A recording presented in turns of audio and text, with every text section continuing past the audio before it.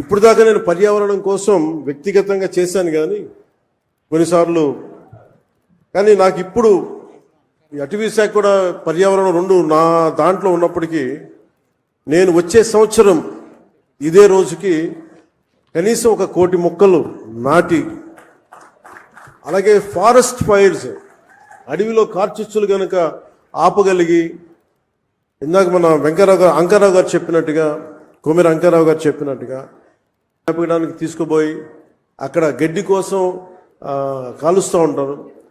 వారికి కొంత అవగాహన సదస్సులు పెంచి వచ్చే సంవత్సరం ఇదే సమయానికి మనస్ఫూర్తిగా మీతోటి అనుభవంతో మాట్లాడతాను. ఒక అటవీ శాఖ మంత్రిగా కావచ్చు, పర్యావరణ శాఖ మంత్రిగా కావచ్చు. అలాగే ఒక్క వాక్యం చెప్పి నేను ముగిస్తాను.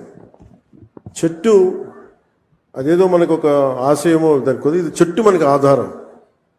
కేవలం పక్షులకి వీటికే కాదు, ప్రతి ఒక్కరికి చెట్టు లేని జీవితాన్ని ఊహించుకోండి. ఇదివరకు మనం పెరిగేటప్పుడు ఒక 30 సంవత్సరాల క్రితం ఎవరన్నా మా ఇంటికి వెళ్ళాలి అంటే అక్కడ పెద్ద మర్రి చెట్టు ఉంటుంది. ఆ మర్రి చెట్టు నుంచి కుడి చేతిలోకి వెళ్తే ఇది దారి ఉంటుంది. ఎవరిని ఇల్లు ఫ్రెండ్ ఇల్లు తెలియాలంటే ఎలారా మీ ఇంటికి రావడం అంటే మా ఇంటి ముందు గోరింటాకు చెట్టు ఉంటుంది. ఇట్లాంటివన్నీ పోయినాయి. ఇప్పుడు అసలు చెట్టే ఆనవాళ్ళు అయ్యేది. అలాంటి చెట్లని మనం సంరక్షించుకోవడం మానేసాం. కానీ అదృష్టవశాత్తు మనకి ప్రకృతిని పరిరక్షించగలిగే అవగాహన ఉన్న ఒక బలమైన వ్యక్తి మనకి ముఖ్యమంత్రిగా ఉన్నారు మనకి. అందుకు మనం నిజంగా మనం గర్వించాలి. ఈరోజు మా అందరికీ కూడా ఆయన ఇచ్చిన టార్గెట్స్ ప్రతి చోట 33% ఉండాలి ఫారెస్ట్ కవర్ అంటే మా అందరికి ఇచ్చిన టార్గెట్ ఒక 50% ఆంధ్రప్రదేశ్లో ఉండాలి. ఆంధ్రప్రదేశ్ తలమానికంగా ఉండాలి.